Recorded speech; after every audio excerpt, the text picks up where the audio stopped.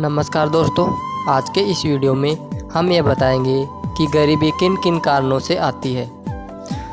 तो दोस्तों, जो काम हमें नहीं करने चाहिए इसके बारे में श्री कृष्ण जी कहते हैं, मनुष्य जो कि अपने जीवन में आने वाले सुख दुख खुद ही तय करता है, अर्थात वो अपने कर्मों से ही गरीबी को लाता है। अगर मानव गलत काम करता है तो उसका नतीजा भी उसे ही गलत मिलता है, और अच्छे कर्म करेगा तो अच्छे कार्य करेगा तो अच्छा ही फल मिलेगा। लेकिन आज का जो मानव है पैसे की भूख में उल्टे सुल्टे काम करता है, अर्थात गलत कर्म करता है, गलत कर्म करके पैसे कमाना चाहता है। लेकिन मनुष्य ये नहीं सोचता कि हमें अच्छे कर्म करने चाहिए। अर्थात इसके बारे में श्री कृष्ण जी बताते हैं कि अगर मनुष्य कुछ ऐसा काम करता है तो उसे गरीबी का सामना करना पड़ता है। तो दोस्तों, आइए हम उन कारणों से जान लेते हैं। पहला उदाहरण जो कि हम श्री कृष्ण जी के मित्र सुदामा जी को ही ले लेते हैं, जिन्होंने एक भूल कर दी थी जिसके कारण उनको गरीबी का सामना करना पड़ा था। अर्थात हमें इन छोटे मोटे कार्य को ठीक से करना चाहिए।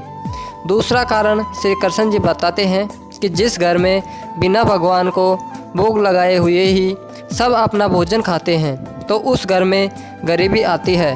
अर्थात हमें किसी दूसरों का भोजन नहीं करना चाहिए। अर्थात श्री कृष्ण जी बताते हैं कि पशु और जानवरों को खाना देना चाहिए। ऐसा नहीं करने से घर में भयंकर गरीबी आती है, क्योंकि गौमाता में सभी देवियाँ समाहित होती है, जिसे भोजन ना खिलाने से घर में कलेश और गरीबी व असुख शांति आती है। और श्री कृष्ण जी बताते हैं कि मानव को अपने घर में से गरीबी को दान करना चाहिए, गरीब बच्चों को भोजन खिलाना चाहिए, जिससे घर में सुख शांति रहती है और गरीबी नहीं आती है। लेकिन अगर आप ऐसा नहीं करते हैं तो आपके घर में कलेश, गरीबी और दुख आते हैं। तीसरा कारण जो कि श्री कृष्ण जी बताते हैं कि हमें स्त्री का सम्मान करना चाहिए, अपमान नहीं करना चाहिए, बड़े बुजुर्गों का सम्मान करना चाहिए। ऐसा करने से घर में गरीबी नहीं आती है। भगवान श्री कृष्ण चौथा काम यह बताते हैं कि शराब व मंदिरा का सेवन नहीं करना चाहिए। और पांचवा काम श्री कृष्ण जी यह बताते हैं कि पराई स्त्रियों से संबंध नहीं बनाने चाहिए। छठा काम श्री कृष्ण जी यह बताते हैं कि भगवान की पूजा अर्चना पाठ करने चाहिए। और सातवां कारण यह बताया है कि झाड़ू को सही स्थान पर रखना चाहिए, अर्थात अपने पैरों के नीचे ना आ सके, ऐसे करने से गरीबी आती है।